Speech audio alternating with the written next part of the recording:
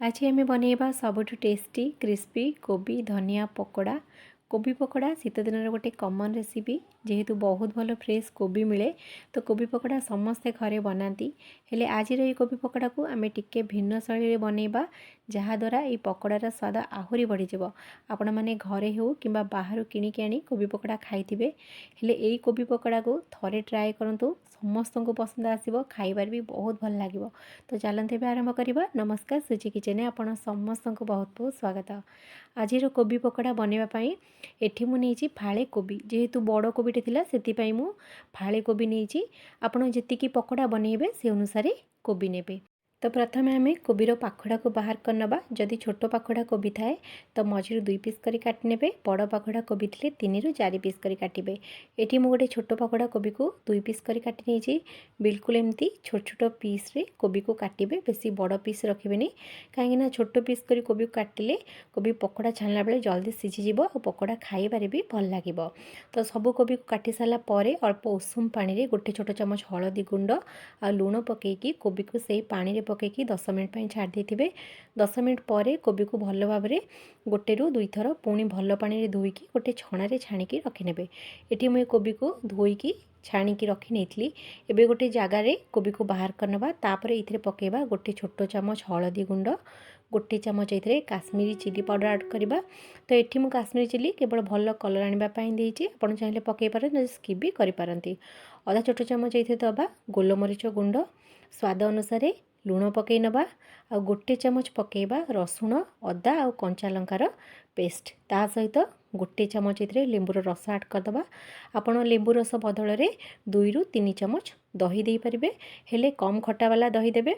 सबु मसला पकई सारा परे कोबी को भल भाव में ये मसला सहित आग मिसेबा। जेहेतु कंचा कोबी नहींचे तेणु आपण मसला को भल भाव में ये कोबी सहित मिसेबे। जदि दरकार हुए गोटे रु 2 चमच एठी पानी भी आपण ऐड करि परिबे। सबु मसला को भल भाव में कोबी सहित मिसेला परे कभर करके ये कोबी को साइड रे रखि नबा। तापरे कोबी पकोड़ा पई बैटर प्रस्तुत करबा। सेथि पई नहींची गोटे कप एठी बेसन, ता सहित मिसेबा आधा कप चाउल गुंड बदल रे आपण कॉर्नफ्लोर भी दे परिबे, नचे 3 रु 4 चमच एथिरे सुजी ऐड करि परिबे। तो एबे एथिरे किछि मसला पकई नबा। आधा छोट चमच गोटा जीरा, आधा चमच एथिरे जुआणी पकई नबा आ आधा छोट चमच हळदी गुंड भल कलर आनिबा पई पकईचे। सबु मसला पकई सारा परे सुखिला रे बेसन को मसला सहित आग मिसेबा। एबे एथिरे आपण लूण पकेइबेनी। भल भाव में बेसन को मिसई सारा परे अल्प अल्प की पानी देकी बेसन को गोलई नबा। ए बेसन में बेसी आपण पानी देबेनी कारण ए बेसन बैटर को आमको बेसी पतला बनइबार नहीं, बिल्कुल बहला बहला बनइबार अछि। बेसन बैटर को बनई सारा परे कौन करेंगे ना गोटे मिनट पर्यंत स्पून साहाय्य हो कि हाथ साहाय्य भल भाव में ए बेसन बैटर को फेंटी नेबे। केते बढ़िया से बैटर बनी गलानी देखंतु। तापरे आमे एथिरे मिसेइबा 3टा मीडियम साइज कटा पियाज को सरू सरू केमती काटिबे। जेहेतु मु फाळे कोबी नहीं तेणु 3टा मीडियम साइज पियाज नहीं। आपड़ जी कोबी नेबे पकोड़ा पाई से अनुसार पियाज देवे। टिके अधिका पियाज देले कोबी पकोड़ा खाइबारे बहुत भल लागिबो। सबु कटा पियाज को ए बैटर रे मिसेइ नबा। ता सहित गोटे चमच पकेबा कटा अदा को बिल्कुल छोट छोट खंड रे काटिकी पकई नेबे।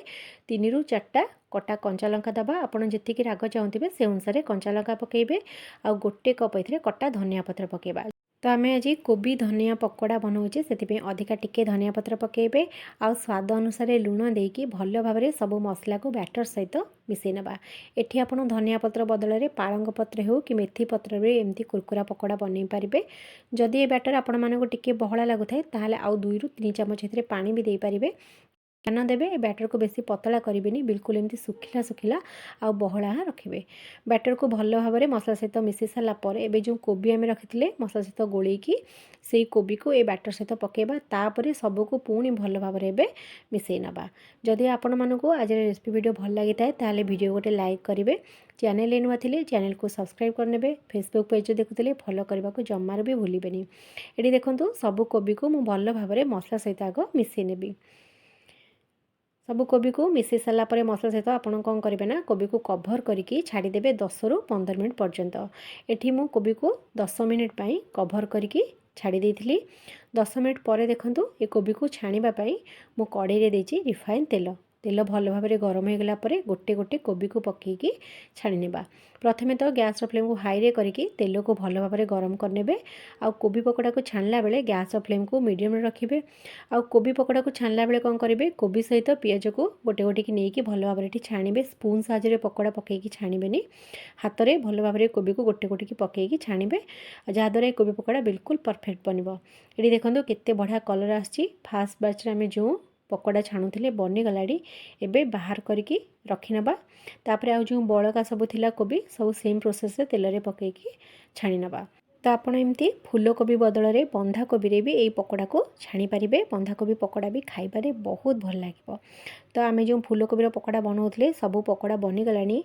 एबे पकोड़ा को छाणिकी गोटे प्लेट रे रखिनबा।